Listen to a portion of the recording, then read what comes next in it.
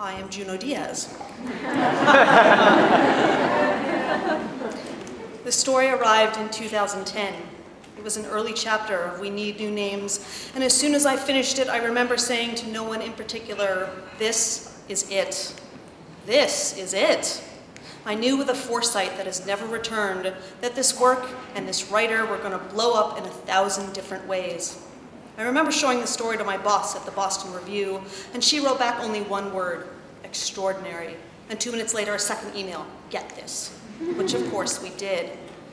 You all know better than most how many books are published each year, and yet you also know, perhaps better than most, how rarely does a piece of work come along that speaks wisdom to the world, that re-enchants almost all we know, that puts us back into contact with our human selves. We Need New Names is such a book. It is a magnificent novel, so alive with what is human and true that one can hardly barely credit it. A novel with a voice so singular, it is a form of enchantment. A novel that takes that hoary, disavowed, narrative of the American condition, immigration, and makes it seem like the only story worth telling. Darling's journey from Zimbabwe to the US is a love song to loss and to resilience, to the making of community and its undoing, and of course to the eternal foment that is family. Bulawayo has written a version of that most quintessential of human stories, of leaving a home and the struggle to make a new one. But isn't where we leave from and where we arrive to as important as the fact that we had to leave in the first place? Zimbabwe and the US Midwest, and from these specificities does this novel attain its extraordinary power. After reading that early chapter of the novel we now have before us, I remember feeling a sense of having been honored by NoViolet Bulawayo. She did us all honor with We Need New Names by fearlessly seeking truth and complexity, by crafting out of nothing but hope and inspiration and heartbreak a novel of singular wisdom and beauty. What a gift, what a gift.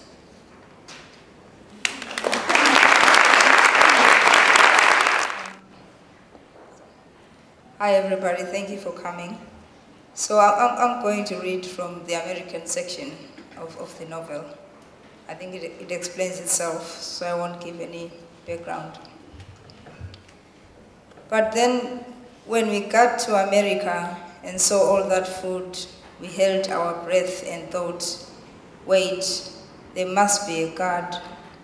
So happy and grateful, we found his discarded pieces and put them together with crazy glue, bought at the dollar store for 99 cents and said, in God we trust too.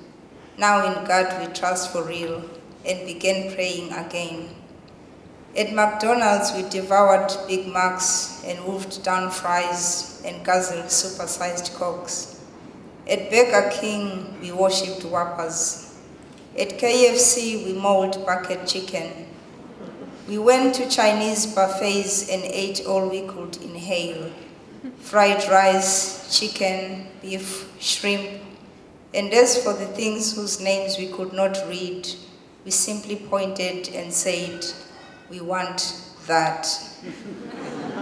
We ate like pigs, like wolves, like dignitaries. We ate like vultures, like stray dogs, like monsters. We ate like kings. We ate for all our past hunger, for our parents and brothers and sisters and relatives and friends who were still back there. We uttered their names between mouthfuls, conjured up their hungry faces and chapped lips, eating for those who could not be with us to eat for themselves.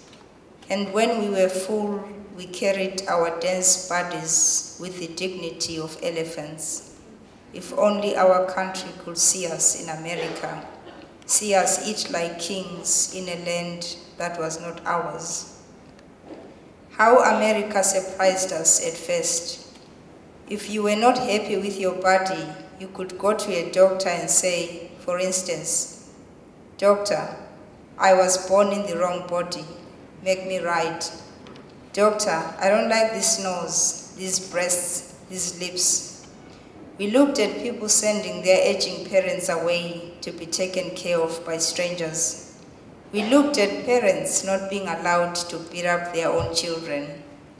We looked at strange things like these, things we had never seen in our lives, and said, what kind of land is this? Just what kind of land? Thank you.